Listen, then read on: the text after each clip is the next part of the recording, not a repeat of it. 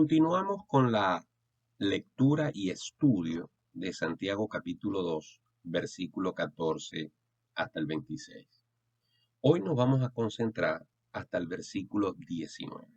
Dice, hermanos míos, ¿de qué aprovechará si alguno dice que tiene fe y no tiene obras? ¿Podrá la fe salvarle? Y si un hermano o una hermana están desnudos y tienen necesidad del mantenimiento de cada día y alguno de vosotros le dice, id en paz, calentados y saciados, pero no les dais las cosas que son necesarias para el cuerpo, ¿de qué aprovechan? Así también la fe, si no tiene obras, es muerta en sí misma. Pero alguno dirá, tú tienes fe y yo tengo obras. Muéstrame tu fe sin tus obras y yo te mostraré mi fe por mis obras. ¿Tú crees que Dios es uno? Bien haces. También los demonios creen y tiemblan. El concepto de creer puede verse de distintas maneras. El concepto que Santiago está atacando aquí es el creer en forma intelectual, es el creer en forma de estar consciente de que algo existe, pero eso no es suficiente. Y el versículo 19 es una forma bien alegórica de Santiago para demostrarle a cualquier persona que dice, es que yo creo en Dios, es que yo creo en Jesucristo, es que yo creo en que Dios existe y que Dios hace grandes cosas y maravillas. Sí, es bueno creer eso, pero los demonios, que son ángeles caídos, ángeles que cayeron en desobediencia y están condenados eternamente, ellos también creen en Dios. Ellos saben que Dios existe. No solamente lo creen desde el punto de vista de que tienen una idea de que debe ser así. No, no, no. Ellos estuvieron en la presencia de Dios. Ellos están claros. Ellos estuvieron en la gloria antes de caer. Y ahora odian a Dios y su palabra, pero creen en Él. De tal manera que creer intelectualmente no es lo que Dios está pretendiendo que nosotros sintamos en nuestro corazón. La gente piensa que entonces creyendo intelectualmente es suficiente para tener paz con Dios, pero no. El creer que Dios exige de nosotros, el creer que Dios demanda de todo ser humano que pretenda tener comunión con Él, es el creer espiritual, es el creer en el corazón, es el creer de que Dios no solamente existe, sino creer y confiar en la provisión que Él ha dado para que nosotros podamos tener vida eterna. Cuando nosotros regresamos un momento al versículo 17 del capítulo 1, conseguimos este pasaje. Toda buena dádiva y todo don perfecto desciende de lo alto, del Padre de las luces, en el cual no hay mudanza ni sombra de variación. Él, de su voluntad, nos hizo nacer por la palabra de verdad para que seamos primicias de sus criaturas.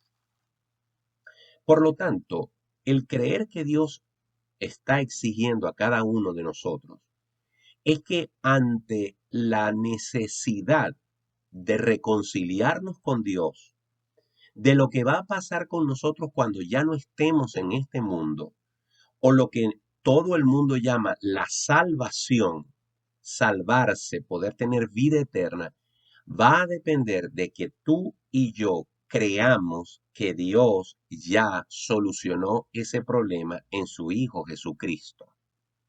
Cuando una persona deposita su fe en la obra redentora de Cristo en la cruz del Calvario y cree firmemente de que solamente por los méritos de Cristo puede ser perdonado delante de Dios, se arrepiente de sus pecados, recibe a Cristo en su corazón y lo confiesa como su Salvador y su Señor, esa es la fe que te permite salvarte. Por lo tanto, la respuesta para el versículo 14, versículo 14, donde dice, hermanos míos, ¿de qué aprovechará si alguno dice que tiene fe y no tiene obras? ¿Podrá la fe salvarle? La respuesta es depende.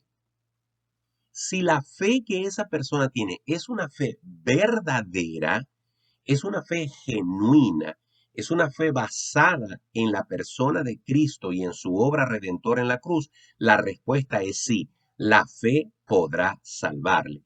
Porque la Biblia está llena de pasajes que nos indican que por la fe es que podemos vivir eternamente. Ahora bien, si la fe es falsa, si la fe es intelectual, si la fe es una fe temporal, condicional, si la fe es una fe que no está basada en los méritos de Cristo, sino en mis propias obras o en mi propia manera de considerar a Dios, entonces esa fe no te va a poder salvar.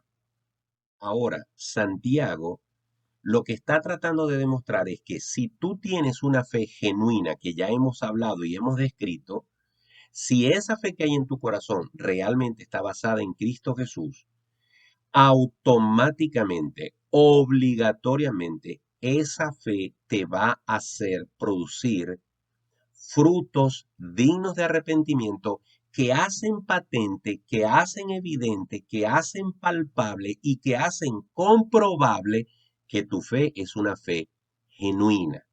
Esto podemos acompañarlo de lo que dice Efesios en el capítulo 2, en el versículo 8 y el versículo 9 e incluso el versículo 10. En esos pasajes de Efesios 2, 8 al 10 dice, porque por gracia sois salvos por medio de la fe, y esto no de vosotros, pues es don de Dios, no por obras para que nadie se gloríe.